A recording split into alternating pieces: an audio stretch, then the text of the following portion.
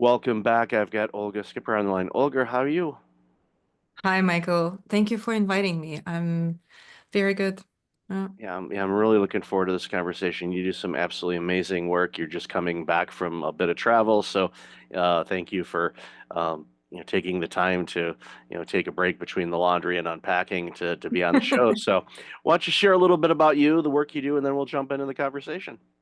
Sounds good. Yeah, between the the laundry and unpacking, in my professional life, I'm executive coach and advisor as well, and I work predominantly with tech leaders and entrepreneurs worldwide, usually in cross-cultural team, cross-border teams, and I have a lot of background myself in building startups and being entrepreneur myself.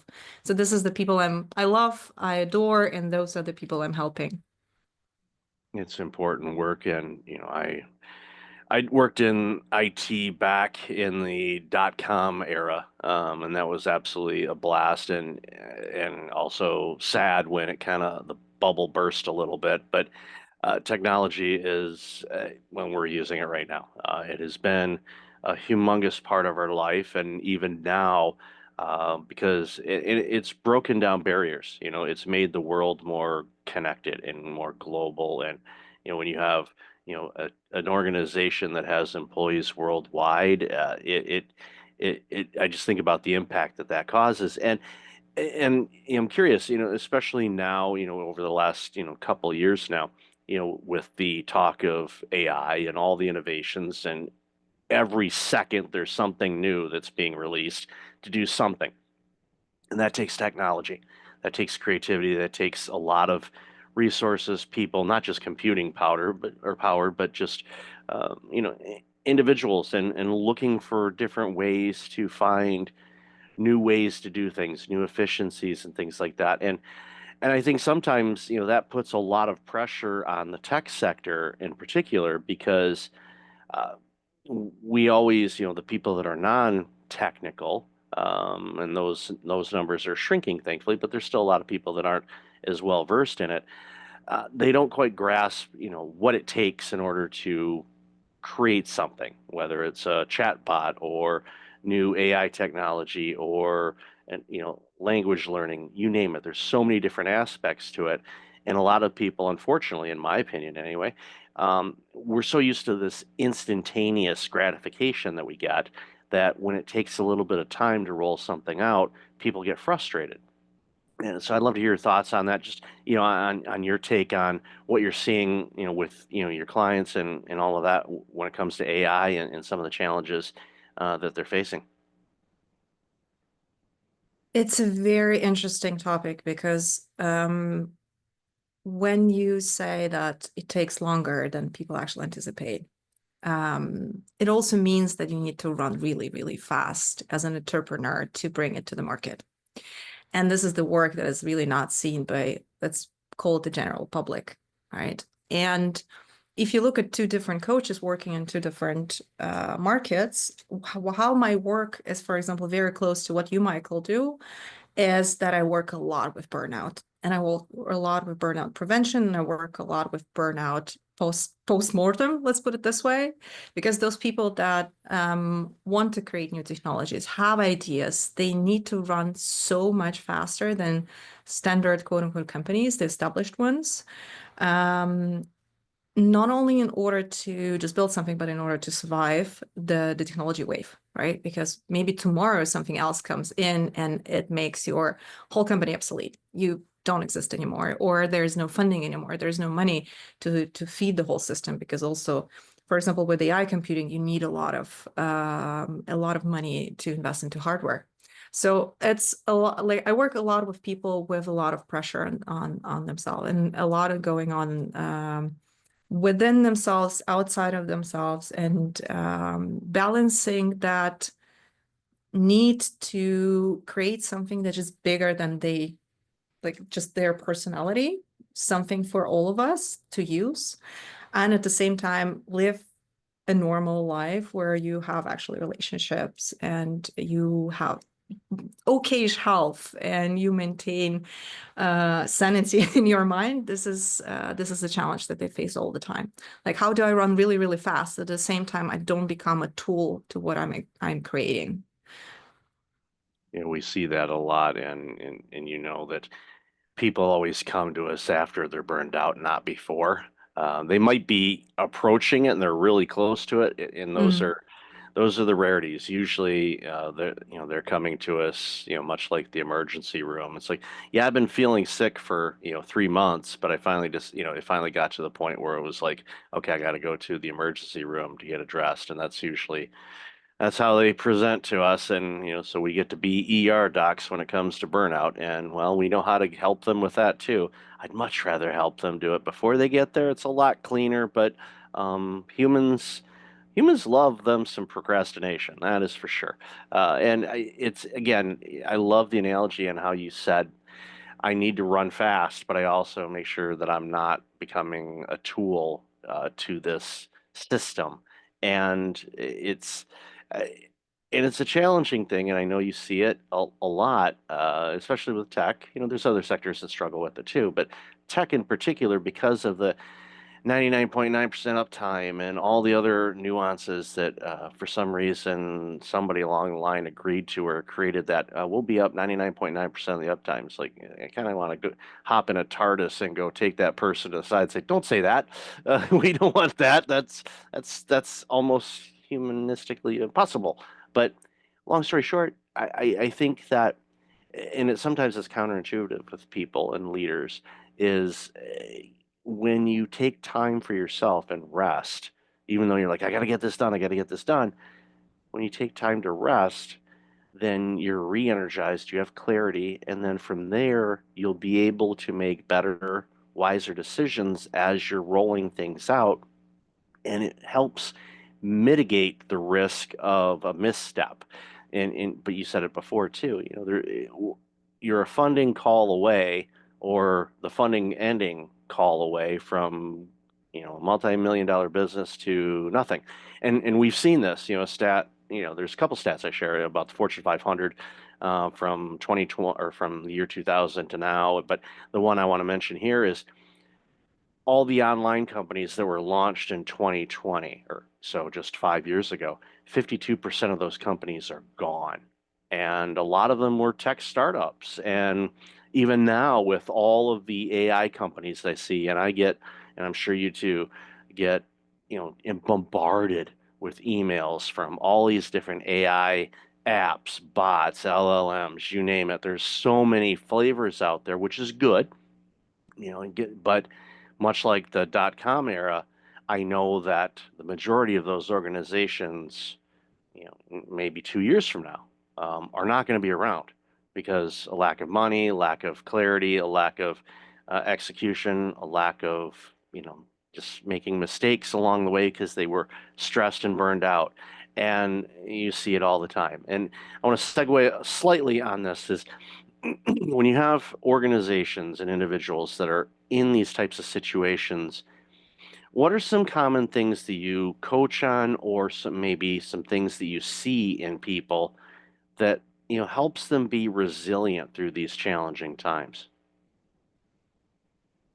one and the very important one is self-esteem, but are not in a way that we think about self-esteem sometimes. So we sometimes think self-esteem is something as a mask that we're holding, and we're always proud of ourselves, we're strong, etc. But this is not what I'm coaching on. What we work around are topics of, for example, tasks or challenges being way too big for one individual human, right? Because I work with founders and I work with executives, C-level. And sometimes those situations that you just described are just like either competency wise or just life experience, or maybe network is just too big for an individual. And how do you deal with things when there are a lot of pressure on you on one hand, and on the other hand, there's a high probability you're not going to solve that problem. There's a very high probability this particular company is going to die. and maybe two companies in a row.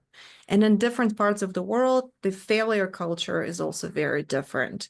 How will you look at yourself in the mirror the next day? What pressure do you put on yourself, and how do you solve this issue? So a lot of this, I think a lot of people underestimate how personal entrepreneurship is and how personal founding is, and how much it is attached to to an identity of an individual. And we work around identity a lot and detaching that identity from the company.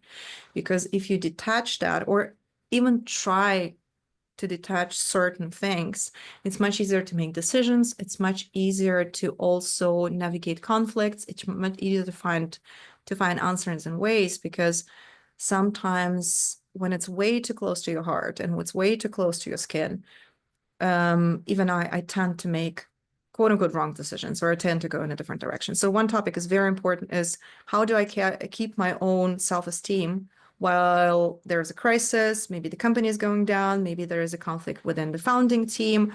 So how do I keep my core and know where I stand? Yes, I'm a part of this system, and yes, I make certain decisions, but at the same time, I'm not making it an experience that destroys me as a founder, for example. The other topic, which is very often on the surface, is founders' conflict, mediation. How do I mediate conflict, especially between commercial co-founder and technical co-founder? Because those are very different beasts, and maybe also with different interests and with different goals aligned. And when goals are aligned, they talk, they can actually help the company grow and help the company go forward. Burnout, again, we're coming back to the same topic over and over again. I think the third most common one is burnout, for sure. And it's, at the end of the day, it's a people's business. How do I build a team that goes with me for this journey? And maybe this journey is going to be very short, maybe a year, maybe 1.5 years. But we go for this journey as a team. We build relationships, we build rapport between ourselves. And even if we don't succeed, we still look at each other as human beings, and we respect each other. I think those are 4 most common topics that I work with. Yeah, and all of them intertwine with each other. And I Mm-hmm. see this, and I know you see it too, especially with, leaders and entrepreneurs. They're really close to the business. It's theirs. It's their baby, it's their child. They, had an idea or a concept and they launch it. And, there's basically a regional restaurant chain. I'm not going to mention any names, but the co-founders just, have settled out of court, a legal battle that's gone on for years between the two of them. And it was, a lot of times in those situations, like you said, you've got two different viewpoints on where you want to take the organization. But in this situation, it got to, legal and controlling decisions on the organization and all of that. The organization has continued, ironically, continued to grow and expand during this time. But it boils down to, okay, uh, often we get in these situations, especially when you're burned out, and not necessarily always when you're burned out, but I see this as a common trait a lot, is you get very black and white and very polarizing in things. And if you have a disagreement or dispute, you dig your heels in the sand and like, nope, this is how it's going to be. I mean, even in the political climate that we see in this world today, there's a lot of heels being dug into the ground and no willingness to communicate. I'm not talking about compromise. I'm just even communicate and share ideas and concepts and talk about things. And I think that again, when you start thinking in this black and white type of situation, it can be problematic. My original career is public accounting. Numbers are very black and white. There's no, well, we could interpret it this way. No, this is the revenue, these are the expenses, this is where we're short, or this is where we're ahead. As long as you put in the numbers right, that's what they're going to be. But in other areas in our work, there's a lot of gray, and it deals with emotions, it deals with people's beliefs and their ego and you know, in many cases, I've seen this a lot. You nailed the self-esteem side of things. A lot of the leaders that I've worked with that are problematic, we'll use that phrase for a minute, with their teams. A lot of it is a lack of self-esteem by that leader, so they mask it by being bold or being a jerk boss or too direct. And you know, we see it, and you talk with them later, and I saw a video just the other day of somebody that had a mind shift change, and they're doing really well now, but before they were doing really well, but they kind of took advantage of their employees to the point where he was successful, but and even those people would be viewed as being successful as far as their career was concerned, but not one of them would give this guy any praise on his leadership style or how he helped them grow in their own personal careers. None of them would, because of how he handled things. And when you see situations like that, that's why you see employee engagement numbers globally so low. That's why you see so many people deciding, you know what, I'm going to much rather go work at this organization making a lot less, but I don't have to deal with the BS that I'm going to be getting at this company. And what that does, in my opinion, and there's nothing inherently wrong, you do what you want to do in your personal life, whatever you cover your needs, that's fine.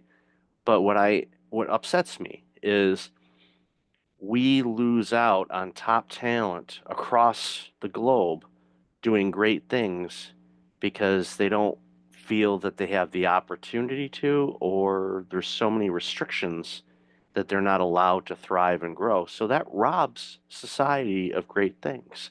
Burnout does that. Bad management does that. And it saddens me because think how far along we could be in a variety of different arenas if people were operating in their sweet spot, doing the things that they're really gifted at and growing and helping other organizations. And again, I know you see it all the time, and thankfully companies bring you in that recognize we have a problem, and you go in. It's like, yeah, you got more than one problem, but we can only pick one battle at a time.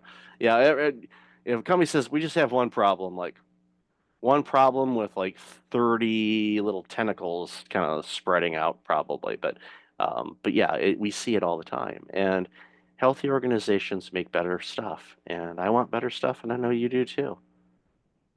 There's a coaching metaphor, but you basically describe it now, but I will rephrase it in a coaching language. Um, when an individual, or like we call company also an individual, right? At the end of the day, because it's an organism with different parts moving, operating, etc.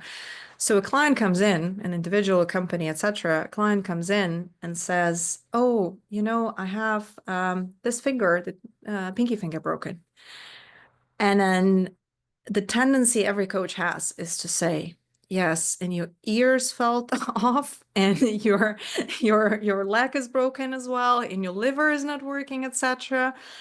The general advice I always give to other coaches when I mentor them is to start where the clients are. And we definitely, I think that's what you're also mentioning, Michael. When we have a vision as helping professionals to heal, for example, from my perspective, to heal business, right? To heal entrepreneurship, to find a new way of leadership, which includes all the good things that you just mentioned. We have this tendency of noticing everything what's not working. And I think at the end of the day, in my field of work, where I work with tech startups and entrepreneurs, there's a lot of good stuff that they're also bringing in with them, and the creativity they have, and this passion that they have about technology. And I love technology myself. That's why I'm in this field as well. It makes so many things possible. For example, you and I would never talk to each other if not technology was there, right? And this is the work I'm doing on a daily basis, noticing what's working really, really well and helping to heal one part of the body at a time, right?